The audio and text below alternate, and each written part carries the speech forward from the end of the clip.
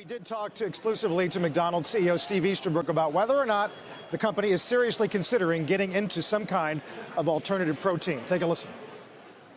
We've got a vegan burger going in Germany at the moment. It's on a promotional basis, but when you look at the whole meat substitute type ideas, I think what will be interesting for us will be to see who is particularly interested in that. Is it an existing customer who wants just an alternative option? Is it bring a new customer in? So we're exploring that. We're trying to understand it better and also understand their customers' acceptability of that particular type of product, because there's a lot of buzz around it at the moment, but it's clearly prepared in a different way to a traditional beef patty is. So, but we're keeping a close eye on it and watch this space.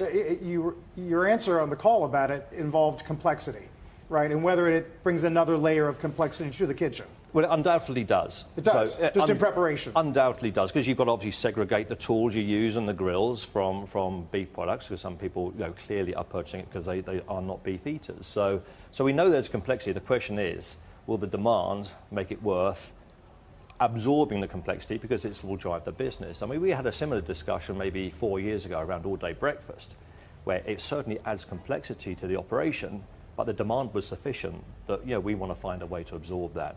So it's something we're certainly taking a good look at. Does the buzz feel faddish to you though, on alternative meat? I don't think it's faddish. Whether it maintains its same level of buzz, I think, is what's interesting, because like any other restaurant business, you want throughput. You want to keep serving the items so you can keep them fresh and well prepared. And there's been a lot of sell-side research on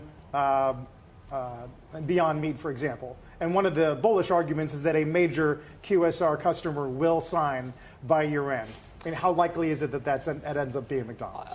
Absolutely no idea at this stage. But I mean, the one thing about the job I have is McDonald's attracts attention no matter what it is that you're doing. And clearly anyone who has something they want to get scale to will often look to McDonald's to be that partner to help scale in any way, shape or form. So, well, if you stepped on the scale, I mean, we know what you did to chicken when McNuggets came around. I mean, the whole market sort of tips on its leg stools. And you've also got to look at just the sheer volumes we require, just because we serve around the world 70 million customers a day. So if I just take the cage-free eggs example here in the US, when we made the announcement, that was going to be a 5-year announcement to transition across, because it takes that amount of time to make sure there's that sufficient supply so you can meet the demands. Now, they do have alternative products in Europe. Nestle's a big provider. They call it the Incredible Burger. Some of the menu items are called the McVegan, the McFalafel, the McFeast. But he's always got to consider service time. And if you have to prepare something new in a different way, that makes it hard. It took a long time for me to get my Impossible Burger between the order when it came to me. But I will say this, what a thoughtful man. I think the stock could rally. But I do point out that 17% of the people who eat Beyond Meat are not vegetarians.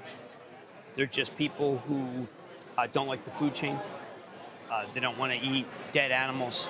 They feel that it's just cleaner and better for them to eat plant-based. We saw this happen with milk. It took over the world.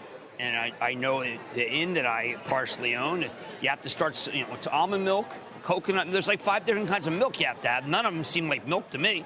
But Beyond Meat represents a group of people who are not vegetarian. And I think that's why Steve is correct to try to figure out how to tap in, even though it's obviously another line. We know from Chipotle, when you get another line going, it's so darn hard.